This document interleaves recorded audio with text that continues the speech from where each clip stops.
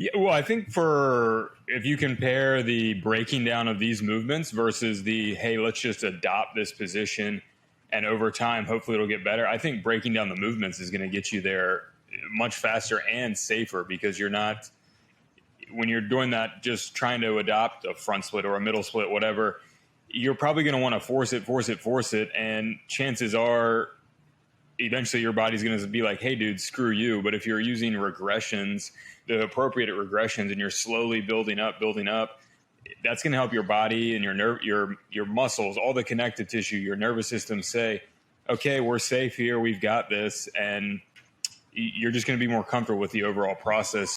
John Lindsey is a movement coach and fitness director who specializes in helping people move better. And in this podcast, we discussed, one, how to train in a way where we avoid injury and maximize strength and mobility. You should see this dude splits, absolutely crazy. He's good. And we also discussed the mental and physiological benefits of integrating hot and cold therapy. Stay tuned to the end to hear John's tip on how to make more time for the things that we love.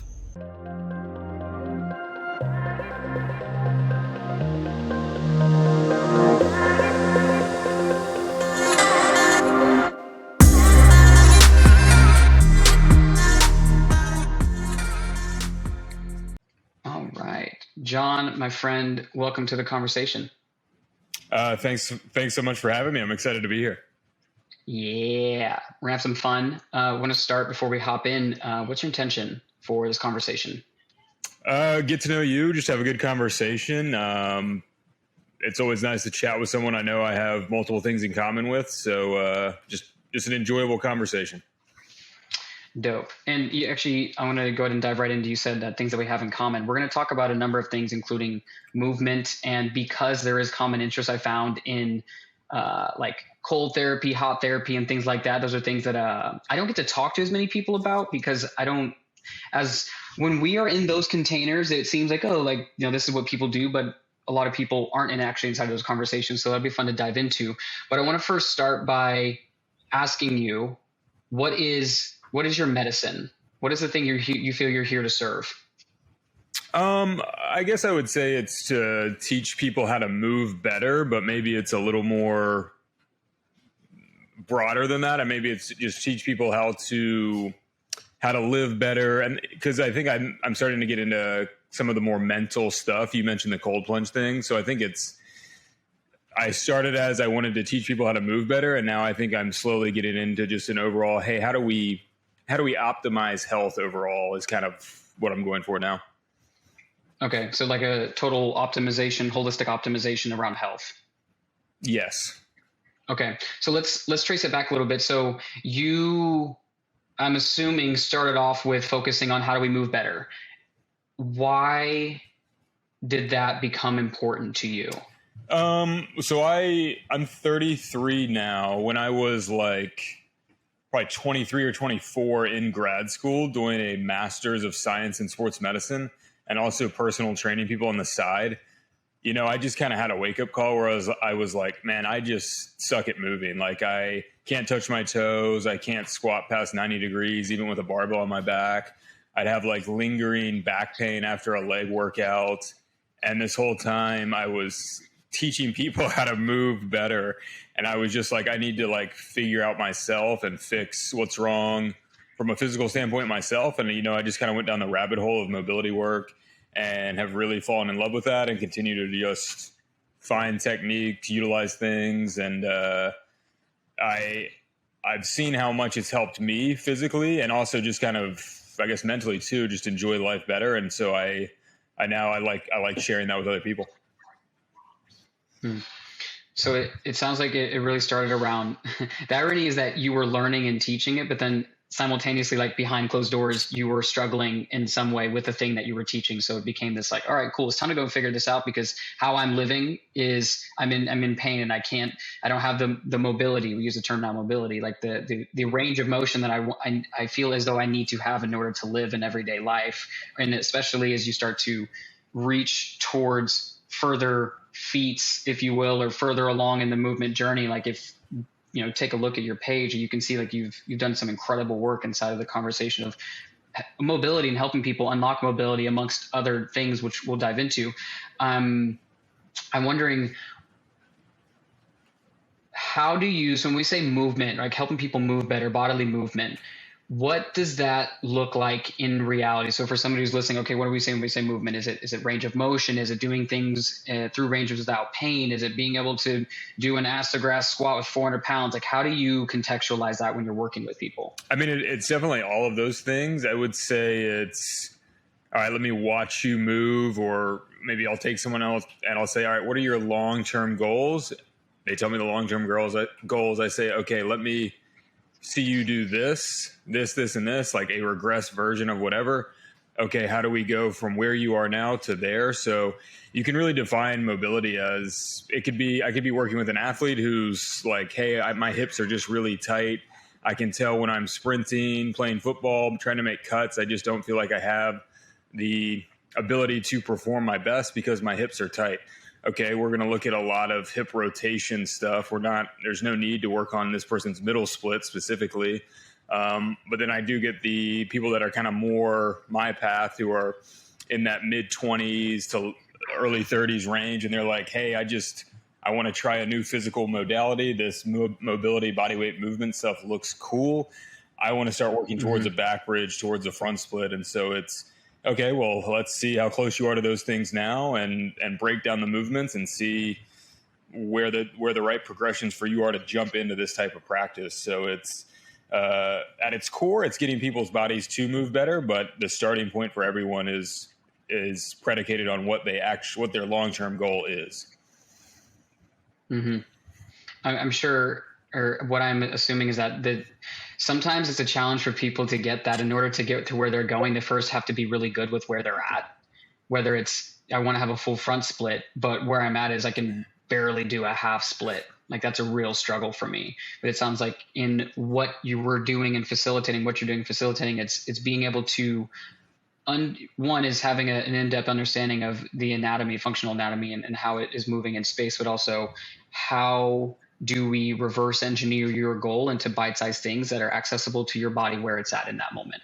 Yeah, totally. And for a lot of people, it can be a rough realization of, damn, I thought I was way closer to that than I am. Or it could be the realization of, like, let's take the athlete, for example, and I just take them through like a kind of like a good effort hip car, and they're like, oh, holy shit, that's what mobility work is. And because 9 times out of 10, they've just kind of done that generic, like, I always call it the high school soccer warm up, because that's what I'm familiar with, where you just run through like 30-second holds of like trying to touch your toes, cross your legs, try to touch your toes, do the piriformis stretch. Like, you just run through that. Like, that's most people's, I'd say that's like 95% of people's, like, that's what they think of when you think of, all right, here, we're going to do our stretching and mobility work. So for a lot of people, that starting point is a wake-up call, but those that are like you said, okay with it and ready to dive in, you're going to see a lot of progress early on if you take it seriously. So once you see a little bit of that progress, you're kind of hooked. I know that was the case with myself.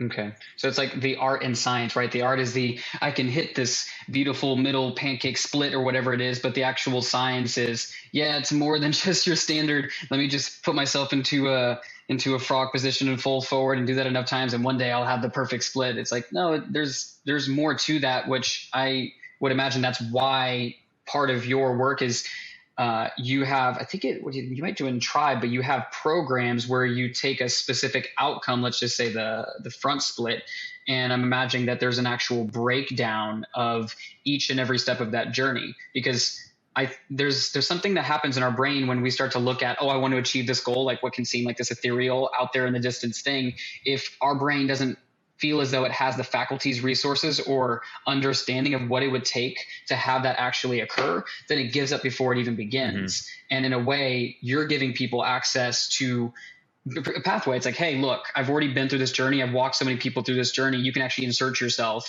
and now you don't have to do all the guesswork out on your own. Yeah, totally. And that's the thing with a lot of these movements is you need to know that right pathway. It's not just, hey, let me try to get I want to get a front split. So 3 days a week, I'm going to try to do my best to get into a front split and hang out there for X number of minutes. And I'm just going to keep doing that until I get the front split.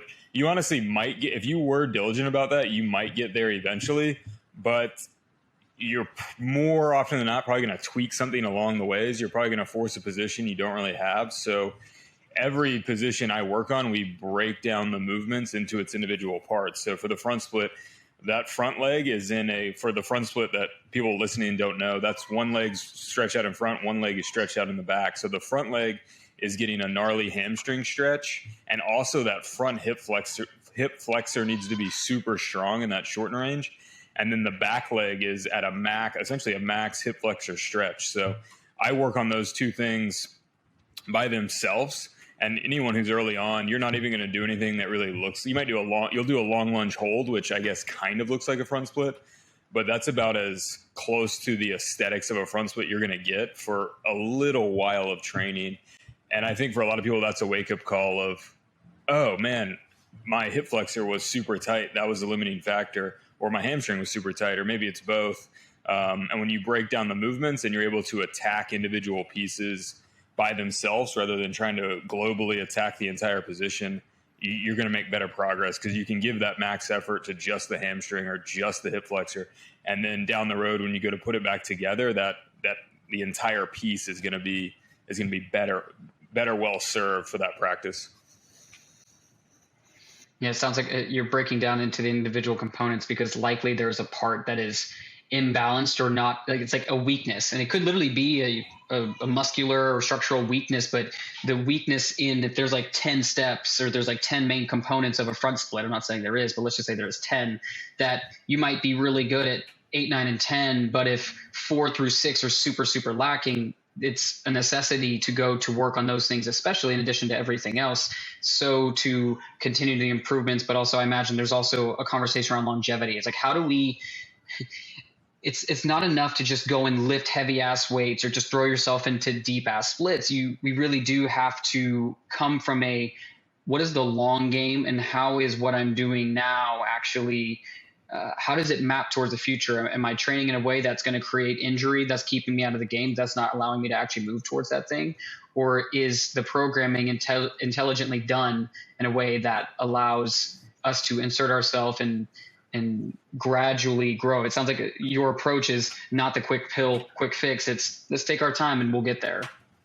Yeah, well, I think if you compare the breaking down of these movements versus the, hey, let's just adopt this position and over time, hopefully it'll get better. I think breaking down the movements is going to get you there much faster and safer because you're not, when you're doing that, just trying to adopt a front split or a middle split, whatever, you're probably going to want to force it. And chances are eventually your body's going to be like, hey, dude, screw you. But if you're using regressions, the appropriate regressions, and you're slowly building up, that's going to help your body and your muscles, all the connective tissue, your nervous system say, okay, we're safe here. We've got this. And you're just going to be more comfortable with the overall process. So I honestly don't think I think it's could be faster, but also safer for sure. Okay. So in your process, in your work, is there anything that speaks to, okay, I want to do a front split or I want to do a middle split, but I'm already coming to you with some kind of injury or maladaptation? And the reason why I bring this up is because I personally observed your work. I'm like, damn, that looks really good. But I've been in injury recovery. So like my background was I got into like Olympic style weightlifting in high school, did that through high school and had that whole background, got into competitive cheerleading, led to acro-yoga, acrobatics, etc. And a lot of it during that time frame was heavy strength and power focused. But what ended up happening was I would say like maladaptations in the kind of like biomechanical functioning, and thusly like having knee pain that doesn't really make sense, or having shoulder pain from an injury or whatever it was. Sometimes there's this mindset of, like I want to do that thing, but probably the smart thing to do is to stop and focus on the recovery first, because there's like this whole adage about no pain, no gain. And I honestly think it's kind of a bullshit thing to apply, especially when it comes to a training mentality, because if there's discomfort, but if you're actually pushing into pain, you probably speak to this even more expertly than I can, that's a point where your body's saying, hey, homie, chill the fuck out. That's probably not a place we should push into. Yeah, totally. With this sort of mobility training, when you are training for those kind of higher level positions, the middle split, front split, you're definitely going to get to a point where you're sensing stretches in your body that you're like, holy shit, this might be dangerous. But hopefully you've progressed accordingly and your it's going to be used to it.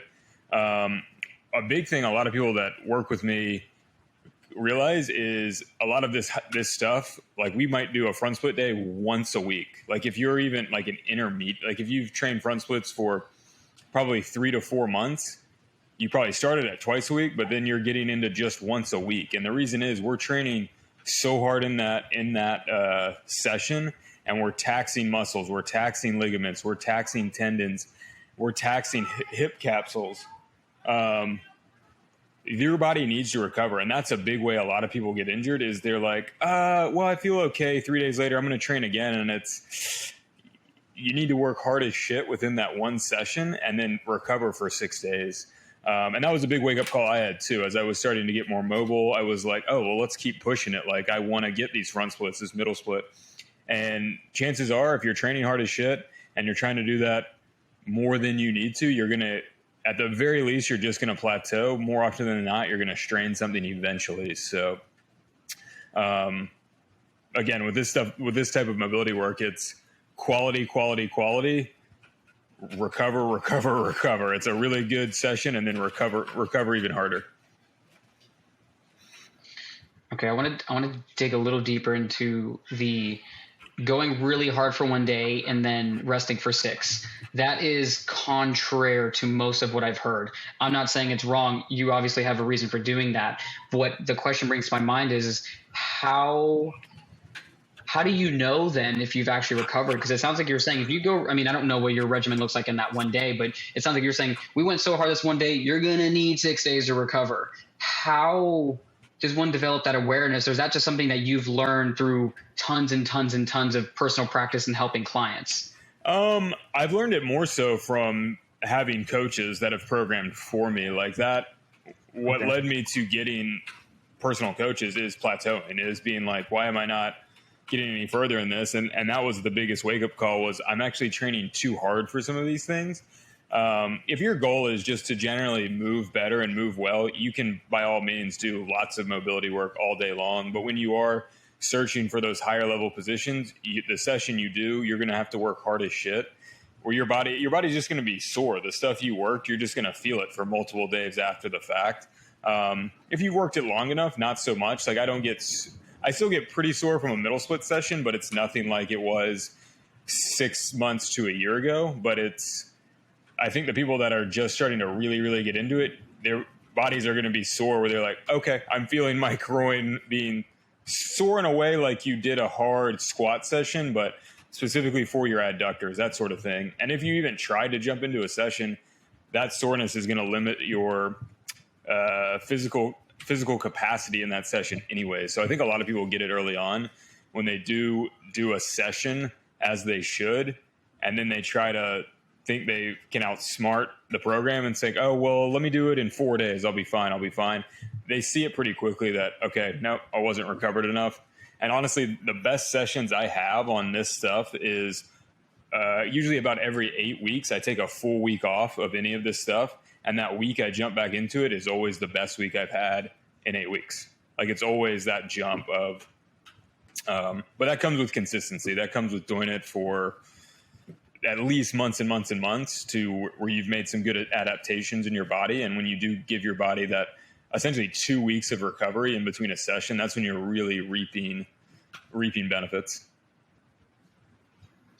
Why do you suppose that is, that taking off some longer period, say a week or more, why that would have a larger yield? Well, it's just like strength training. Like if you were training, you said you did some like Olympic weightlifting, right? Like, so if you were training super hard for a competition or just to hit a certain number, let's say you did like a 8 to 12 week really hard session, and then you took a week off, not like, when I say take a week off, I'm still being physically active. I'm still doing strength work. I'm still doing a little bit of aerobic work. So you take a week off of that Olympic lifting, but maybe you're doing some general strength stuff, some mobility work. I bet that week you jump back in, you feel fresh as fuck, and you're probably hitting some ideal numbers. Would you agree with that? I wish I could tell you that I had the level of awareness that I do now to actually be able to think back to my dude. Like I didn't, when I was in high school, there wasn't really a weightlifting coach. It was Okay. just So you just went a hard. bunch of You just went hard all the dudes. time. Well, I went hard for sure, but I had to figure out what is, to the best of my ability, what is the best form for how to do a clean and jerk? What is the best form for how to do a proper front squat and benching, et cetera? Because if you were to walk in that gym, like if you were to walk into that gym and see some of the people's form, you'd probably cringe. And this is like across the board in high schools alike. Oh When you yeah, don't I have mean, somebody who comes from that background, I'm sure you can imagine if you had that background in high school. For me, I'm amazed that I didn't get more injured then until I learned the proper form. And then I pretty much became like the weightlifting coach for the high school team and ended up like coaching a bunch of people. And a couple of them even went to states because it was like everyone was wanting to like push harder. It's like, yes, after you've developed the fundamentals, after you've developed the form, after you've actually put in the groundwork to lay down a solid understanding of why we are working on the same thing with the mobility. It's breaking down each individual point of the power clean, not doing the power clean incessantly until you can barely walk and your joints are screaming at you because, oh, we just more reps. That's how it works, right? It definitely, I didn't have that awareness then, but I can one time say that, and this is probably against what maybe would be normal. I took off an entire summer, did not train, and was stuck for the longest time at like a clean and jerk of 155. I think that was like my sophomore year going into my junior year, and I couldn't get past 155. And I didn't touch a single weight, and I came back and I saw 185 on the bar. I was like, I know I can't do that, but like I want to see like what it feels like. And I cleaned it and I jerked it. And it was very, very weird. I was like, oh, okay, that's funky. I don't know where that came from. But then I ended up going and learning the form, et cetera. But gosh, I wish I could say that I had that awareness to what you're asking now to be able to know like, oh yeah, that was because I took a week off or whatever it was. I mean, when I was in high school, I wish I did too. I got into working out when I was probably like 15 or 16. And it was like, oh, you go hard all the time. Like why would you ever take a rest day? Like that doesn't make any sense. Like I'm with you. I wish I had that awareness. But honestly, if somebody would have told me, an educated person would have come to me and told me, I would have been like, he doesn't know what he's talking about. Like, there's no way I would have had the. As you're putting on all of your caddies, I wouldn't be able to comprehend that as fact, even if like it was some world-renowned strength coach being like, yeah, you should rest every now and then, take a week off. You'll feel really great. I'd be like, yeah, but I'll lose all my gains. So there's no way I'm doing that. And people think that with mobility work too. And I still do to some extent. Like it's still very tough for me to take a rest week. I almost have to plan it around like a vacation or a week I'm really, really busy. Or if I know I'm going to have a rest week, I'm like, all right, let me think of some tasks I can do from my business side. Like make sure I'm like busy with shit to do. That way I can not justify in my mind that, oh, I need to keep training. So I think everyone who likes being physically active struggles with that. But if you want to make progress on this mobility stuff, that is a key component of it. Okay. Intentional rest in between activity. Yeah. Okay. And circling back, I think I failed to bring this forward. So would you say that your programming, so if I'm coming to you and saying, hey, I want to do a front split, but I already have injuries, is your programming able to support people who are already coming with some kind of pre-existing injury or something of that nature? Or is there like, yeah, probably go to PT or something else? Like what is your current? It would definitely just depend on the severity of the injury. Lots of people, I'd say 9 times out of 10, when I do any sort of personalized work with someone and they fill in the question of what nagging injuries do you have? What's your injury history? Usually 9 times out of 10, somebody has something that's like, my knee like just feels funky every now and then, or well, I strained my hamstring 3 months ago, but it's feeling okay now. It's still a little tight. Like stuff like that is very, very common. And that's all the assessment kind of dictates where we're going to be at. Like if they say I strained my hamstring a couple months ago, it's starting to feel good now, but it's still tight, and they want to work on a front split. Well, they're going to need to be stretching their front split. And if they do something like a single leg good morning and they say, hey, that just didn't feel good, that might have me suggest to them to go to PT, or we might say, okay, we're going to do a lot of regress stuff until that feels better, because that's kind of an essential drill to kind of dive into the front split stuff. So it's rare anyone works with me where they have something that's a huge roadblock, but it does happen from time to time, and we work around it. Okay. And I think that's kind of the key there. It's like being able to work around. I was recently playing Frisbee a couple weeks ago, and I was like full stride, and all of a sudden I just felt that very familiar feeling of a hamstring pulling. I was like, no, not right now. And then you talk yourself out of it. You're like, that wasn't my hamstring. That must have been somebody else. Is that was you, Jimmy? Is that your hamstring that I'm feeling right now? That sucks. Yeah, man. And the thing is I definitely tried to talk myself out of it. I was like, it's not that bad. And I kept like walking on it. My buddy is he's a PTA, but also has like a background, if you've ever heard like functional patterns, but his whole thing is like functional biomechanics and specifically focuses on pain, injury recovery, that type of thing.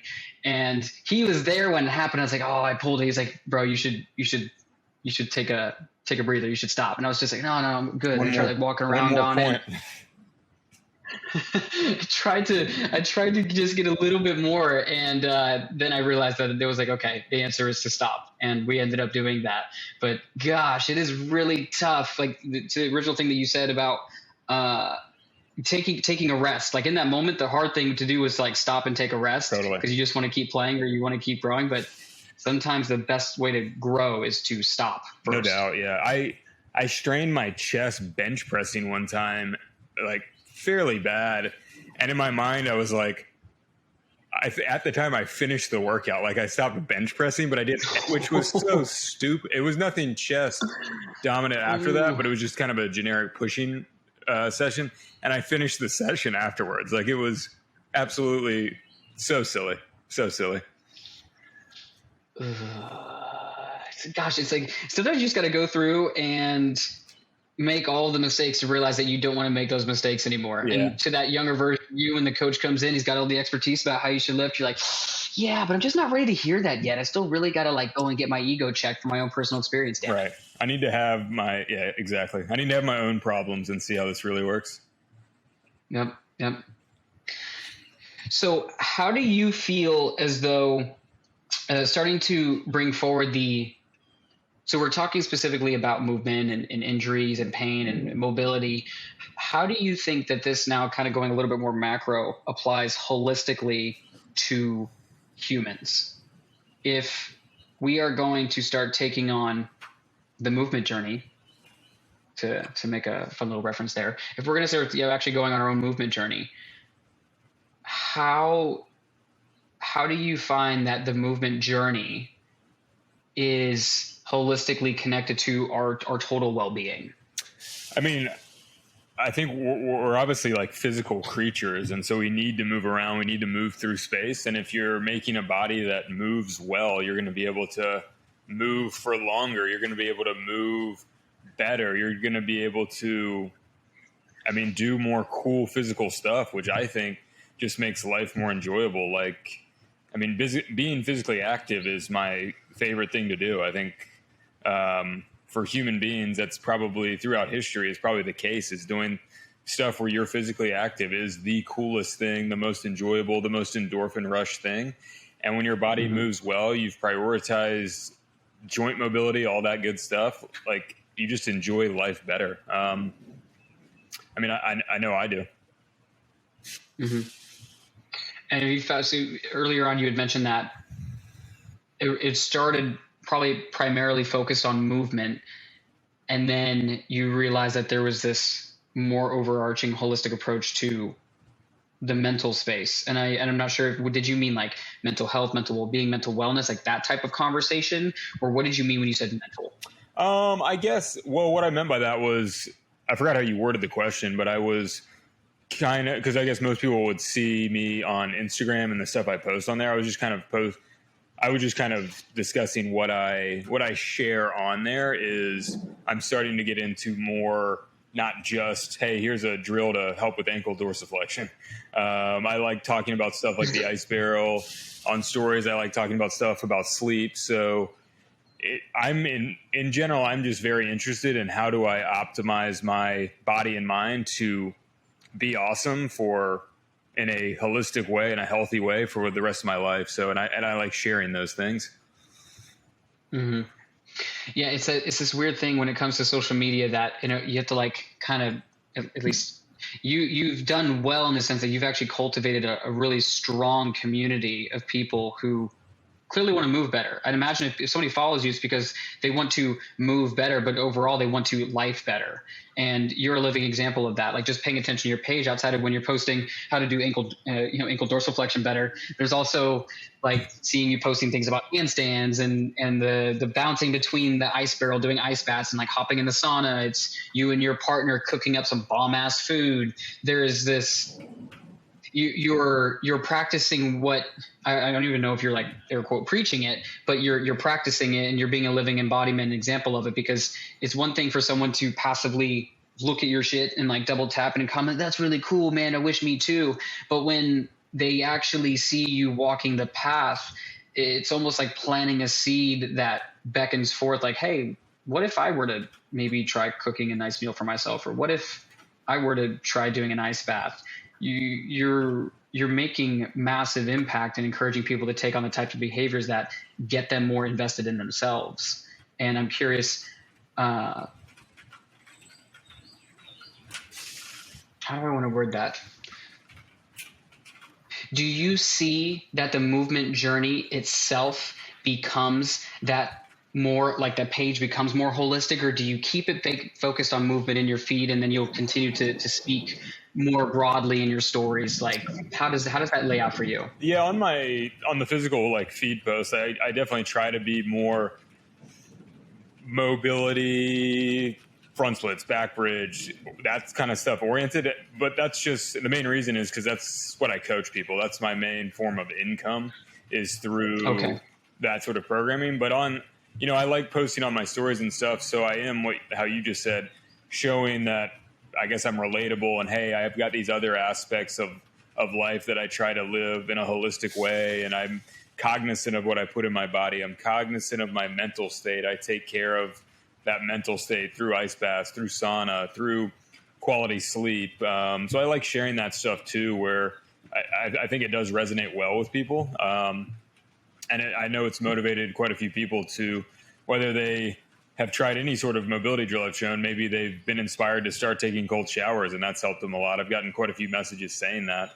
Or maybe I've inspired them to eat a little bit healthier or try some new type of diet that's beneficial for them. So, I'm living life and I'm just sharing it. So, I'd say 98% of the stuff I post is stuff I would be doing anyways. I just happen to know it'd be beneficial to post it on Instagram as well. Yeah. That's the difference, I would say, between people who are like putting shit out for the sake of let me get a like and get attention versus you're like, this is just what I live and what I do. Let me share with you how you can maybe do it a little bit better. Yeah, totally. It's like, don't just preach a good word, live the good word. So I want to pivot now to this, to the holistic conversation and specifically coming to ice baths. That's actually, I followed you before ice baths and ice barrel and was checking out your stuff like this guy's crushing it. And then how I would say kind of how this came to be, this conversation was you partnered with this company called Ice Barrel who creates these like, I'm just going to, what I'm going to call like it is this like premium big ass barrel of plastic. It's like a premium plastic, big premium plastic barrel. And you were doing a giveaway and you have some, you probably have, I'm guessing like at least a couple thousand comments on a post that you make. And I bring up that point because when you were doing the giveaway, it's like, hey, tag so many people or whatever. And like someone's going to be a selected lucky winner. And I decided, well, fuck it. Like, let's go for it. Let's see what happens. Like I'm getting into cold therapy. We're starting to do events and stuff like, or I've been doing cold therapy and we're going to start doing events. Like, let's try this out. And by the grace of the gods and by your choice, I ended up being selected for that. And also big thank you to you. Yes, sir. Say that again. You and Ice Barrel created that. Yeah. Well, like I said offline, you clearly use it and enjoy it. And we couldn't be more pumped to give it to somebody who's not only using it and enjoying it, but also sharing it with others. So. Yeah, it's been a real blessing to the community. We have people asking about it, but it's weird. It's like the ice barrel has like this weird little calling card to it. It gets people curious about like what the whole thing is, like getting in this massive black barrel, and that ultimately, winning that led to us being able to facilitate more experiences. And then now here we are. And I'm curious from your vantage point. I've spoken a lot on ice baths and the benefits of cold therapy. Where did your journey start with cold therapy, and why do you believe it's important? It started, I wish I could remember. I either read it in a book or listened to it on a podcast, like probably about the same time I started getting into mobility work. Like, I think around that was, so it was like 8-ish years ago, 8 or 9. And like podcasts, fitness podcasts were slowly starting to become a thing. Somebody mentioned it somewhere and I was like, oh, I could try that. Like they said, I think the big selling point for me was like, do it in the morning if you got a busy morning. It's kind of like you've boosted your willpower. You've already had a win. You've overcome something.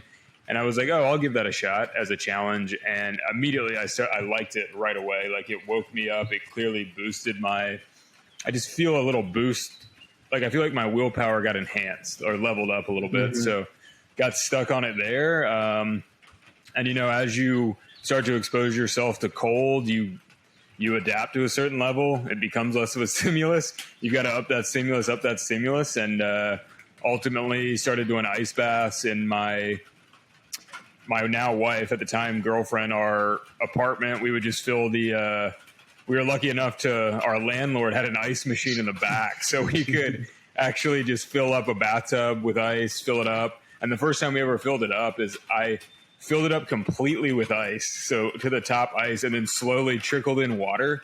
So it was like blue. Like this was, I lasted 30 seconds and had to came out for 5 minutes. I wish I had a thermometer because it was probably, it was 35 degrees probably. So I jumped in a little too hard, but we kept doing that. And you've done cold exposure.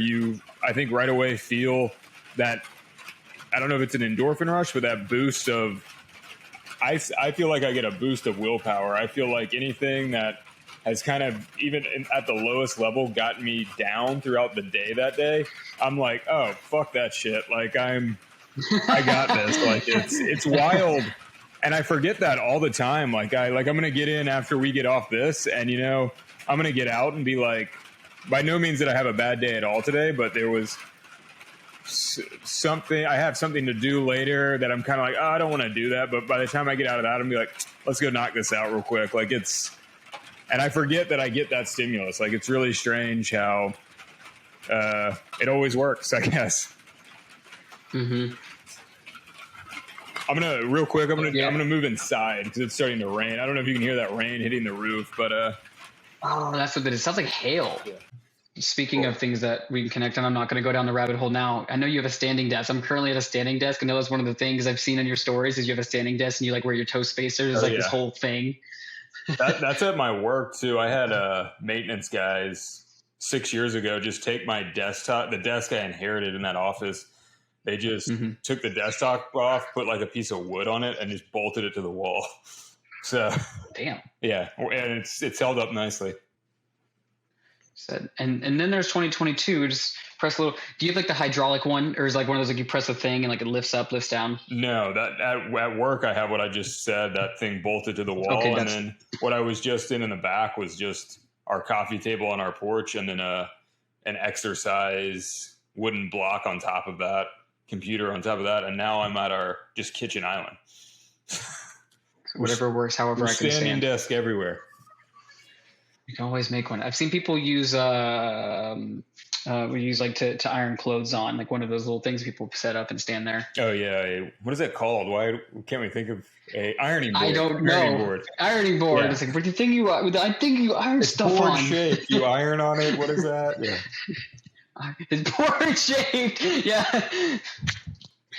Okay, so circling back to cold therapy. So I'm with you on the physiological benefit of having done the thing that afterwards it feels like you can conquer the world, which, if we actually dive a little bit deeper, they'll talk to you about like the baseline increase in dopamine, the added norepinephrine, noradrenaline, such that you're increasing energy, alertness, focus, boosting overall mood and well-being. But there's something about when you go in, you hit that immediate like mammalian dive reflex, fight or flight, or at least maybe you've moved beyond that at this point. I know that I still will. It's not as much as it was the first couple of times I did it, where you get in, you're like, you're like kind of suffocating and like gasping for air. Like you learn how to regulate yourself in that hormetic stressor, but it's pretty powerful because you train your mind and your body to be able to sit in an uncomfortable situation, breathe into it, and then once you leave there, it's like, okay, how does me conquering the cold in this actual moment where I'm in the ice, how does that apply to my life afterwards? And here you are, you've risen out and you've like been christened by the cold. And now it's like, oh, that email I had to send out later, or that programming I was going to do later is actually not all that bad because I came out the other end and proved to myself that I can do hard shit. Yeah, totally. It's and I think I still get that stimulus you just mentioned where I get in, I'm like, fuck, it's cold. And I don't know if that ever goes away. And I think it's like right now we're both in the Southeast. It's warmer now. So I honestly, I don't need the ice barrel to be as cold as in the winter. I think when all day long I'm in like 75 to 90 degree weather, and then I go into 48, 50 degree weather, that feels just as shocking as going in the winter, going from like 50 degree weather to 38 degree weather. So I get it all year long, even though in the summer I'm getting in a slightly warmer temperature. Like it's still like, oh shit, this is cold. And if for some reason it isn't cold, I will just go underwater. Like I'll kind of force myself to get to that point where I'm like, oh shit, like I've got this, I've created this wall now, let's get over it. Yeah. There's a couple of things that I found, like new little things I found from listening to Dr. Andrew Huberman, who's talked pretty extensively about the benefits of cold therapy. And one thing that he talks about is how when there's levels to this shit, right? It's like the first time you get into your plunge, let's just say you're at 50 degrees or whatever it is, you get in and your main thing is, can I get through this? And then after you do it enough times, I've done this before. I know I can do this, but how do I continue to up the ante? Do I stay in longer? Do I bring the temperature down? Do I stay underwater a little bit longer? One thing that he spoke to I thought was really cool was this idea about how when we sit still, we develop a thermal layer. Yeah. It's like this little extra layer. So if you like want to increase intensity, it's just like spin around in a circle and like do that for a little bit, and you'll find out really quickly that it's still really challenging. Oh yeah, I always fuck with my wife because she'll stay perfectly still, and I'll just go in there with a finger and like circle around her. Exactly. Yes. And even like if her back is like slightly out of the water, I'll just a little splash, and it's like, you know the feeling. Like you've gotten everything else is warmed up for a minute. You're like, okay, I kind of got this. Oh, there's a bare spot there. Let's splash some water on that, and you start right back over. Yeah, I have the types of friends where will be in, like, my whole thing is I always try to first come to peace, like sit with myself, eyes closed, and get to a peaceful state before I decide to open, or if I decide to like, be more playful, or if it is just like be still, be silent, depending on like what I think my intuition is kind of guiding me towards. But I have the types of friends who I'm like, okay, I've gotten to peace, and then they're just cracking jokes and like shaking or doing anything they can to disrupt that peace. Like, hey guys, I'm trying to get my Zen on right now, but you're really messing with me, trying to splash water on my back. Yeah, it's hey, whatever works for everybody. Yep. So cold therapy, ice barrels, but now something that I saw that you started playing with, and I am super curious about, is not only do you have an ice barrel in your like dojo of a backyard, but you have this really kick-ass, also kind of barrel-looking shaped sauna. Yes, it's we added that I think in November, maybe late October, and it's unbelievable. Okay, so what first inspired you to get to that point? Like, I'm assuming you did some kind of research, or you listened to a podcast, or whatever it was, but like, what got you to that point? And I want to talk more in depth about the bouncing between both of them. I've always been a huge fan of saunas. I've used saunas in gyms for like well over 10 years. Like, and back then it was just like, yeah, it's good for post workout to like loosen up or burn more calories. I just enjoyed the way I felt. And I think it's very similar to the ice in the sense that you get to a point, it feels good. And it's kind of different than the ice barrel, where the ice barrel is hard in the beginning and slowly gets easier. The sauna is easy in the beginning, but I mean, I've always pushed it to that point where I'm like, fuck, I'm like baking in here. I need to get out. And then I try to push it like 10 breaths further or something like that. And it's a very similar feeling when you get out of the ice barrel. And I was describing, feel a little euphoric. I feel like my willpower has been upped a little bit. Very similar from the sauna. And I know people are starting to touch on the research. I know Andrew Huberman, Rhonda Patrick are starting to, I don't even know if they're referencing studies or they're just theorizing themselves, but saying how the contrast training is beneficial. I was doing it at a gym. I would take the showers there. It got pretty cold, so I would take a cold shower there, go into the sauna, go back into the cold shower till I just knocked all the heat off and physically got cold again. And I really just enjoyed that stimulus. It felt like I was, flushing stuff through not only was I getting that kind of euphoric feeling, it just also felt that like stuff in my body was flowing. Like I just felt like something good was happening and I wanted to be able to do that multiple times a week. So I said, we got to get a sauna. Mm-hmm. I'm really excited to start diving into that. I actually would say that you were probably one of the main inspirations, if not the major inspiration that came through for me. I was like, I want to do more of that because cold therapy has been my focus. I've been studying it more extensively and just been really curious about the kind of science and why behind it and the whole protocol. But doing, let's say, hot therapy is something that I am less versed on. I'm starting to learn more about. Actually, Andrew Huberman sent out a newsletter today talking about deliberate heat therapy and how it benefits. And I'm not sure if they have peer-reviewed literature out about the bouncing back and forth between them. I do know there is something, maybe it was Dave Asprey was speaking to it, about how when you pair them conjunctively, going from a heavy heated state to a heavy cooling state, you're obviously throwing your body into a sympathetic nervous system response and learning how to like breathe yourself into a more parasympathetic state, but that you can actually kind of reset the nervous system and come back to this baseline after you've kind of ping-ponged yourself back and forth and rattled yourself around between hot and cold. As it relates to your protocol, talk to me a little bit about your current standing. Like you have a sauna, you have an ice. If you were to say, hey, here's a protocol you can do, what does your protocol look like for hot cold? An ideal day, at least once a week on Sundays, we do 3 intervals of each. So we start with ice. Actually, now we're actually doing 4 of the ice, but 3 sessions in the ice. So we start in the ice for 5 minutes. Then we go sauna. Right now we're doing just about 15 minutes in the sauna. In the winter, we might do 20. Back into the ice for another 5, back into the sauna for 15, ice again, sauna again, and then we always end with cold. So but that last session is usually just maybe 60 to 90 seconds, just enough to like totally knock the heat off, get to the point where you're actually cold again. So you have to warm your own body heat has to warm yourself up. You're not relying on that sauna. And we have a shower outside that's just essentially connected to the tap. And so right now it's not a cold shower, but it's definitely by no means a warm shower at all. So we finish 60 to 90 seconds in the cold that last session. Then we jump in the ice or jump in the shower. That's our like once a week Sunday, getting the week right. And that is just, you feel awesome after that. During the week, we'll at least do one session where we do 2 times ice, 2 times sauna, and then end in ice again.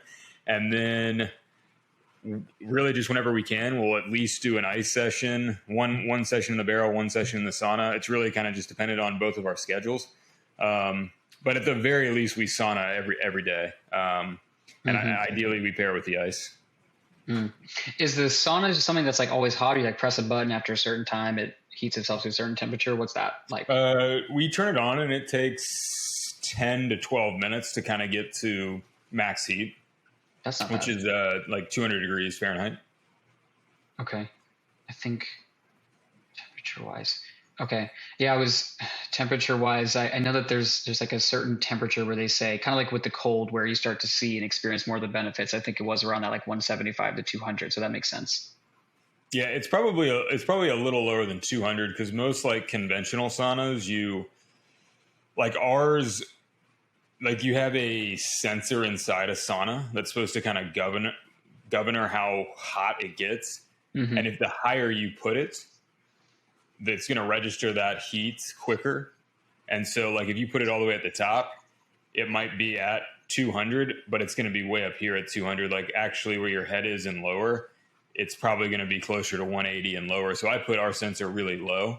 So like at the top, it's probably like 215, 220, but we're feeling that 195, 200 heat, which is honestly, like if you go to a commercial gym, it's probably set at like 180. So like your actual body temperature is probably only like 160, which is hot as shit. But if you adapt to that, it's hot as shit. And most people can't last. If you've never really done much heat exposure, you probably can't last more than 5 to 8 minutes. But once you adapt to that, I think you adapt to the heat much faster than you adapt to the cold. So like I said, I was doing regular saunas probably 2 to 5 times a week for like 10 years.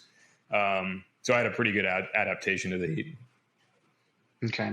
I'll be curious to explore that more and probably even send you some messages of how that went. I did my first intentional, I'll say like hot therapy experience. I'm going to forget the name. Someone's going to like listen and be like, you fool, how did you forget? It's like a Tej Mescal or Taj Mescal or something Mescal. And I can't think of what it's called. You don't know what I'm referring to by any chance, do you? Something Is Mescal. This a sauna you're referring to, or is this a person? Tej Mescal. So Tej or something Mescal. Someone's going to be like, Tej Mescal. I cannot think of what it's called. It's like this ceremonial. I'm like looking it up right now. You can see me like looking. Mescal heat ceremony. It's like this ceremonious Temescal. I'm totally butchering it, but essentially what it is, Temescal. I'm gonna figure it out after the fact, and I'll be like, how did I mess that up? But essentially, it's an intentional like heat ceremony, and I believe it has its roots. It might be South American. It might be native. I have to actually like dive deep into it now. I'm like talking about something I really don't know all that much about, but at least for me, I had a buddy. It was like towards the beginning of the new year. I said, this year I want to take on more adventure and try new stuff. And he said, cool. He said, do you want to come to like a Temescal with me? I was like, I don't know what that is. He's like, pretty much we're going to go and sit inside of this like little half dome thing, get hot as balls. And I was like, that sounds challenging. Let's go for it. And you get there and I guess they've been heating up these coals all day long. They have this massive fire and they've been burning stuff over and getting these coals hot all day long. And then there's, if you can imagine this like half circle dome situation with this like Hobbit style door, like from Lord of the Rings, that you open it, you crawl in on hands and knees. They close the door and it's pitch black. And in between these longer rounds of sitting in heat, because they take the coals that have been heating up all day and like scoop them in as if you're the brick oven pizzas where they like scoop the pizzas in. It's like that. They like scoop in some hot coals and you're sitting in there. And I don't know what temperature it was. It was definitely hot. It was super, super, super hot, but the durations were long. You did like, I think it was 4 rounds as the whole ceremony. But I got to 2 and I was like, I can't do this anymore. And it had been like, I think it had been like an hour and a half, like the total duration. Oh, you've been in there for an hour and a half? Yeah. Holy shit. Mind you, it's like there's like the pre part, which you're sitting, it's pitch black. You're sitting in a circle. You can't see anything. You couldn't see your hand right in front of you. You're sitting here. And these people are saying these different like in kind of like saying all these like very like wise spiritual type things, and then they're like, all right, scoop in the coals, and they scoop in the coals and they close it, and you're just sitting in that heat, and it goes for however long it goes. Like, all right, at the end of round 1, they open up the door and you're like, oh, finally you can breathe a little bit of cool air. It's like, all right, cool, get your good air, because next moment here we're going to close the door again. We're going to scoop in some more coals and do it again. From the time that we crawled in there to the time that I was like, I can't do this anymore, I was like literally laying down in a puddle. It's like, y'all are crazy. I'm gonna have to build up towards this, because I'm like, that ego part where you talked about when you push yourself into injury, I was like pushing myself into, everyone else is doing it, guys and girls, like how the fuck am I Yeah. not going to be able to sit through 4 rounds? I was like, I got to get out of here. And I ended up ditching out, but powerful experience. Got to be mindful of that like ego want to push forward. But I am curious overall to get into more of that heat, that hot cold therapy, and see how it feels, because I've been predominantly in the cold world, and I know that there's great benefit with like increasing blood vasodilation and blood flow, and overall how it can help with aiding in Yeah. recovery when you implement that. And I know you can mimic a lot of the sauna benefits from a really, really hot shower. Like, Oh, really? especially if you have a smaller bathroom, like really getting a shower hot as fuck and spending as much time as you can there, really getting a steam like atmosphere. And we would actually do that a lot before we had the sauna. When we just had the ice barrel, we would ice barrel, just go into our shower, get it just hot as fuck. And like, it's a, To where it burns your yeah, skin? do what? No, Like no, you're- not quite that bad, but, just before that, I guess. And, Okay. but also, if you have a small bathroom, you're steaming out that entire bathroom. So, Okay. like my wife and I we'd take turns. So she would be in, and you're just hanging out in the bathroom where it does get like you're getting that nice humid sensation and sweating profusely. So, if you don't have access to a sauna, that's a decent second option. I don't have one immediately offhand, but I guess I'll have to try that out and see what the whole hot shower thing is about. Well, you live in a big city. You can find a sauna somewhere. Yeah, I mean, they have them at gyms and stuff. I mean, like easily walking distance type thing isn't a thing, but I know they have this thing called the RDV Sports Complex, where I guess they have some kind of cold water, and they have a sauna. And my buddy did the back and forth, and he was telling me, he's like, bro, I thought I was about to have like a DMT trip, like blast off out of here from going back Oh, they and have the forth. cold and the heat. Yeah, they had it in one complex, I guess. Oh, nice. I'll have to go and check that out sometime and see what it's all about, because I've heard good things. And you're affirming that this is what needs to happen, especially from like, I'm imagining from a recovery standpoint. You'll be addicted to the sensation though. So Heard that. All right, so I want to turn our attention towards books briefly. You Okay. mentioned that you are into books and reading, and I'm curious what types of books in particular most strike you. Right now, and for the past probably about 3 years, I love just good fiction. Like I absolutely love it. Like I probably on average read 2 books a week. And my favorite, I don't even know if I have a favorite genre. I guess my favorite genre would be like mystery. But I like CIA stuff, like World War II, historical fiction, anything like adventure, anything like that. Like anything where there's there's some sort of action going on that's engaging. I get addicted to that stuff. So I usually try to read I read in the sauna. So, and I read laying in bed before I go to bed every night. I usually try to read for at least an hour every day, if not more. And if it's a good book, I'll for sure read more. But that to me is, I say jokingly, but it's also serious. I think a good fiction novel is the best recovery because it puts me to sleep. It gets you it helps you down regulate so fast. Like it's a great supplement to someone who's super physically active. Yeah, so long as you don't sweat your book into literal figments. I don't understand. How do you not like turn that book into a puddle of sweat? You get a waterproof Kindle. Oh, genius. Yeah. Genius. I'm sure it says somewhere on there, not viewer discretion, product discretion, don't use this in heat. And you're like, oh, what's the temperature? It says it's a 200 something. You're doing the math. Like, it's just 5 over. It's fine. It'll every now and then, like an iPhone, say you're in danger of overheating this, but usually you can just like lower it in the sauna and it's fine. It's never broken. So. Man, sick. So here you have it, people. If you want to have a hack to increasing blood flow and recovery, being able to wind your brain down and test the limits of what your Kindle can do, you've heard it here first with our friend John Lindsey.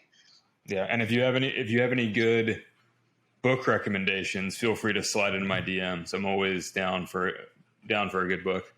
You hear that, people? Sliding his DMs. I probably shouldn't slide in your DMs then, because I don't really read fictional books. I'm a total nerd and like non-fictional stuff about the brain and the body. And I'm like just now seeing I should probably make some room for stuff that's not brain focused because I spend so much time on brain focused stuff. I used to be very like, honestly, it took when COVID happened, I was like, oh, because I used to read nothing. I had to be reading like something that was pure nonfiction or some sort of like personal development type book or like a body mind type book. Yeah. I was like, if I'm going to waste time, I better be learning something. But then Yep. when COVID hit, I reread the Harry Potter books, and I was like, holy shit, this is fun. And I haven't read anything. I haven't read anything serious since then, and I've got like a long list of books I want to read. So I've tried a couple times to read like an interesting book, and I'm like, I just want to go back to that crazy mystery book I'm reading instead. So Heard that. I'll go back at some point, but probably not anytime soon. I hope I get that bug a little bit. Sometimes I be taking myself too serious. I'm like, come on, man, like, put down the neuroscience book and pick up something a little more, I don't know, creative, ethereal, other than this right now. Practice yeah. Well, I used to read a lot of historical nonfiction, and that's a good gateway into, because that stuff is a lot of times it's World War II stuff or it's like crazy survival stuff. And although it is a fun story to read, there's a lot of takeaways of people like overcoming shit, like, and you're like, oh, holy shit, did they have it bad back then? Like, I'm complaining about X, X, and X. Like, these dudes are doing some wild stuff. So there's usually a lot of good takeaways in books like that too. God, why do bags of ice and gas have to be so expensive? And over here, like, yeah, but what about this nonfiction book you just read about how awful things were in the past? Like, oh, I guess, you know. Exactly. And here's a nice book hack. So you got me started talking about books. A nice book hacks is if you go to your local library, if you live in the United States, and you get a library card, you can then sign up for this app, Libby, where you can essentially borrow audiobooks and Kindle books or ebooks, just ebooks online. And so you don't even ever have to go to the library. So I just found this out about 3 months ago, and I haven't paid for a book in 3 months. So if you're a Kindle user or you like audiobooks, go to your local library, get a library card, and sign up for Libby. Hold on. So, like, books that have been out for a while or like new books too? Everything. And it's cool because like a lot of times if it's a really new popular book, there will be a hold on it, but you just put a hold on it, get something else, and a couple weeks later they're like, hey, your hold's ready. So it's awesome.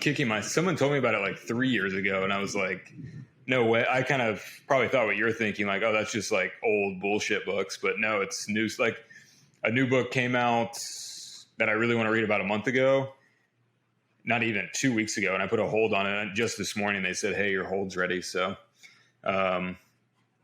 it's sweet. Okay. So Kindle or some kind of electronic thing like that, a library card, and you're good to go. And Libby. Yeah, you could read on an iPad, but I would suggest getting the Kindle screen mimics a book page, and it's not like, especially if you're going to read at night, like it's way less like, that electronic-y screen. You don't want that. Like a Kindle really does look like a book page. Okay. I don't know if I've ever even looked all that much at Kindles, but I always figured the whole, like, if it looks like a screen, it's probably blue lighty and probably not as good for the eyes towards the evening as a book is. You can change it into a dark mode, and then it's some sort of technology where it's ink inside it that, like, every page you turn, it like changes, the ink gets manipulated to look like the next page. So it still has some light to it, but it's far less than far less than an iPad or an iPhone. That is very fascinating. You've inspired not only looking up Libby, but now apparently also going and doing some more hot therapy. Cool. Oh crap! There was something else I wanted to bring up, and it totally just like decided it was going to go and take a break somewhere else. I wonder if that's going to come back. We'll see. I guess not. I guess we're going to let that one go. That totally sucks. All right. So, books, read stuff. Yeah, that's super lame. All right. Then we'll move on from that. So, kind of starting to bring this to a gentle. Oh wait, that's what it was. This is what it was. Now I remembered. Okay, I've never actually asked anyone this before, but it felt like a fun thing to do. What is one weird thing about you that most people don't know? Probably. Well, this kind of speaks to Libby. I'm like probably the most uh, weirdly frugal person I ever meet. Like I get such a kick out of like I'll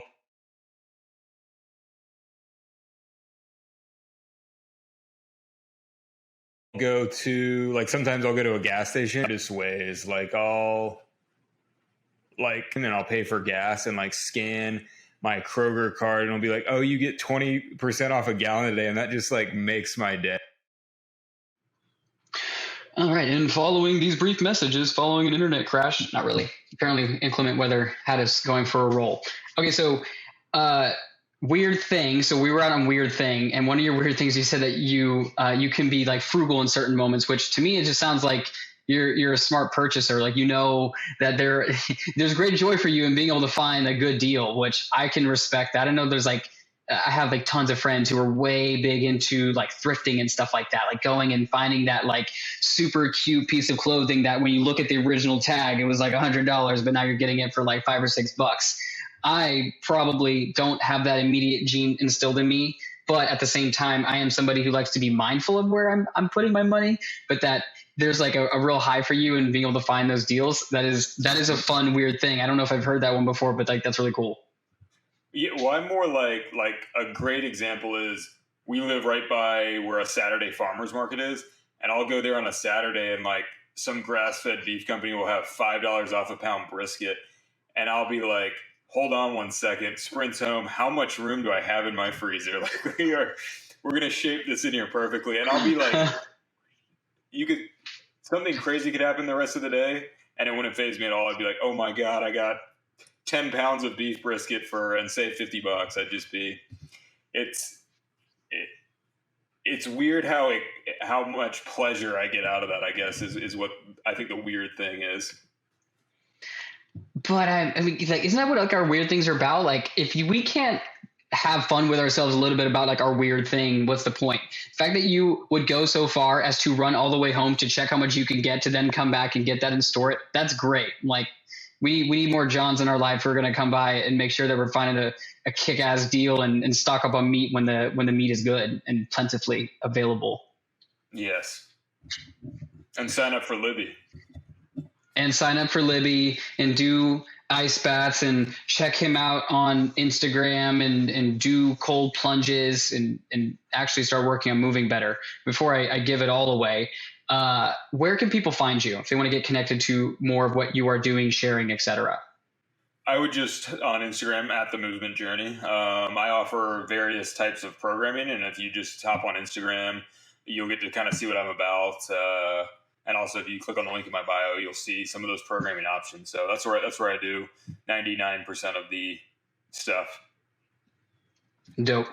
And if there is one thing that you would leave a guest with, an actionable thing that they can take to apply to their life, whether it's to start taking on and improving their movement journey, or if it is something around cold, hot, or book, or anything even that we haven't even talked about, what is one thing you would leave somebody with to go and apply to their life to improve their human experience? I guess to kind of touch on all of those, I'd say just prioritize your time better. Like a lot of people will think they don't have time for some of those things, and I bet you do. You just probably don't prioritize time well. So if you're wanting to get more mobile, if you're wanting to start to mess around with ice baths, if you want to spend more time reading, just start prioritizing your time better. And once you instill those habits in you, you got them for life. So that's what prioritize your time better. Reminds me of the adage, we don't have time, we make time, and we make time for what is important. Oh yeah, I love that. Yeah, I've heard people say if you truly don't have time to work out, you need to quit your job. You'll get a different one at the very least, because you just need time for you. Come on. Beautiful. Well, you guys heard it here first. Don't forget to make time for the stuff that you love. John, it's been an absolute pleasure playing with you. Thank you for going down all the rabbit holes with me. I'm excited to share this and to have people get eyes on it. So thank you for your time. Yeah, thanks for having me on. I enjoyed it as well. Beautiful, beautiful, beautiful. And to you listening, thank you so much for taking the time out of your life to continue finding, following, and living your truth and following the wolf within you. So much love to you. And yeah, we'll see you in the next one. Thanks for tuning in. Please subscribe and share this with your people. Big love, fam.